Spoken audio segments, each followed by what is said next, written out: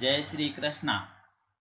इस संसार में छोटे से छोटे जीव से लेकर बड़े से बड़े देवता तक सभी अपने अपने दुख से दुखी हैं।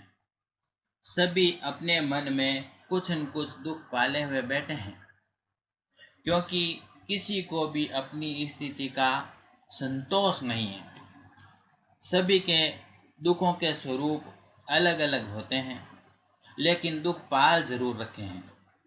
ध्यान रहे, दुख भी एक जीव है और किसी भी जीव को पालने पर वो उसे छोड़ नहीं सकता है। जितना ध्यान पूर्वक उसे आराम से रखेंगे वो उतना ही ज़्यादा चिपका हुआ रहेगा, आपको छोड़ेगा नहीं। यह निर्विवाद रूप से सत्य है।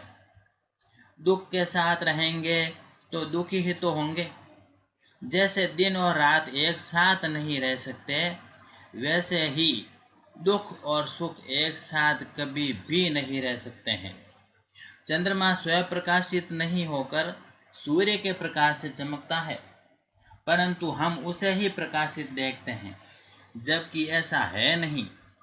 वैसे ही हमें अपने अलावा सभी सुखी नज़र जरूर आते हैं, लेकिन भीतर से टटोलते ही सभी का दुख बाहर निकलकर सामने खड़ा हो जाता है, क्योंकि सभी ने दुख रूपी जीव ही पाल रखे हैं। तो जहाँ दुख रहता हो वहाँ सुख रूपी जीव कैसे रह सकेगा? अब बताइए कि जब किसी के खुद के पास ही सुख नहीं है तो वह दूसरे को कैसे सुख देगा? अगर चाहोगे तो झांसे के रूप में दुख ही देगा। इसलिए हमें दूसरे से सुख प्राप्त करने की कोशिश की बजाय हमने जो मन में विपरीत परिस्थिति जनक दुख पाल रखा है, सबसे पहले उसे आज़ाद करें कि भाई दुख, तुम्हें तो पालने वाले बहुत हैं, उनका साथ करो और मुझे तो माफ़ करो। दुख को आज़ाद करते ही सुख जागृत हो जाएगा।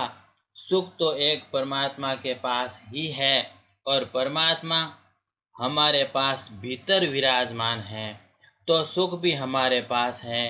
कहीं जाने की आवश्यकता नहीं है, सिर्फ दुखों को भूलकर कर्तव्य पालन करना है, बाकी सब परमात्मा जाने।